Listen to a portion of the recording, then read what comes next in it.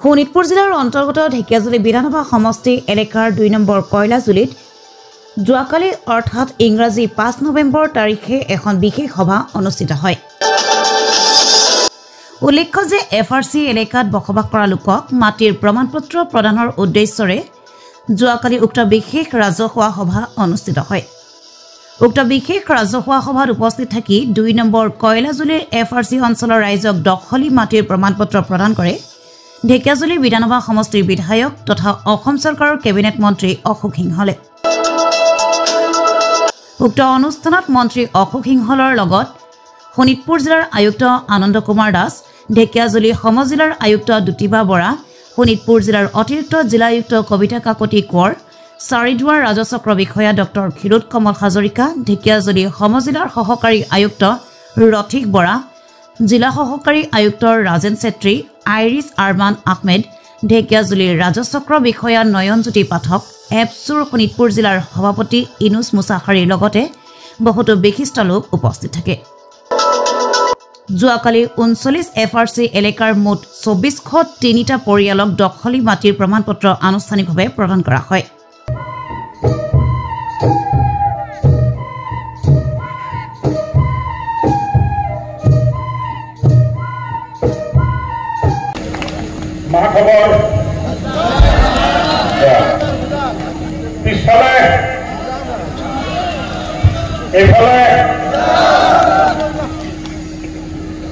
সকলোকে খুলুমবাই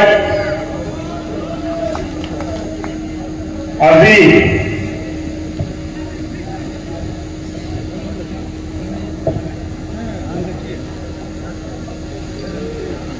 ঢেকিয়াজুলি সমষ্টিৰ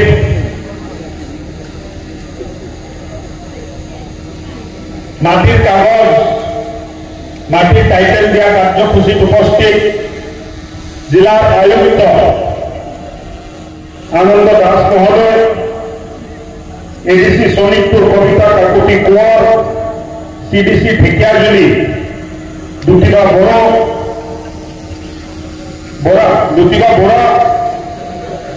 এপছু district president Inoj Mushahary, APSU central police speaker Abid Narzary, Koilajuli Mandal বিজেপিৰ সভাপতি মায়ামিন দৈমাৰী, সেন্ট্ৰাল আপছুৰ সেক্ৰেটাৰি বিদ্যাও বড়ো আৰু জ্যেষ্ঠ নাগৰিক প্ৰদীপ কুমাৰ ব্ৰহ্ম, মোৰ লগত ঢেকিয়াজুলিত আহি আজি উপস্থিত হোৱা আমাৰ অভিজিত দাস, কোন অভিজিত পাটকে বহিব, আৰু লগতে ভাৰতীয় জনতা পাৰ্টি শোণিতপুৰ জিলাৰ এছটি মৰ্চাৰ সভাপতি চন্দন বটচা ডাঙৰীয়া,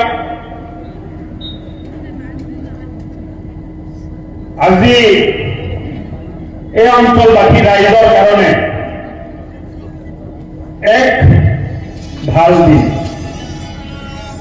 যুগ যুগ ধৰি যিটো কামৰ আপোনালোকে অপেক্ষা কৰি আছিল যে কোনোবাই এই কাম কৰিব, আজি এই কাম 2400 পৰিয়ালৰ বাবে আমি মাটিৰ কাগজ তেখেতসকলৰ হাতত দিয়া কাম কৰা হৈছে।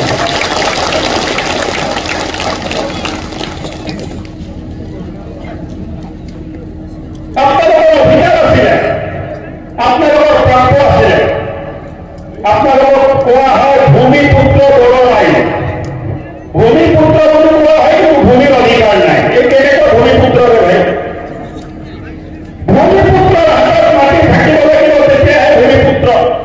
কংগ্ৰেছে বছৰৰ পিছত বছৰ 2005 আইন হল, 2016 কংগ্ৰেছৰ চৰকাৰ আছিল, এজন মানুহক মাটিৰ পট্টা দি পোৱা নাই। আৰু আজি ভাৰতীয় জনতা পাৰ্টিৰ নেতৃত্বত চৰকাৰ হ'ল, আমি ফেজ মেনাৰত পট্টা দি আছো। ঢেকিয়াজুলি সমষ্টিত এই 4 নম্বৰ মিটিং য'ত মাটিৰ কাগজ দিয়াৰ কাৰ্যক্ৰম ৰখা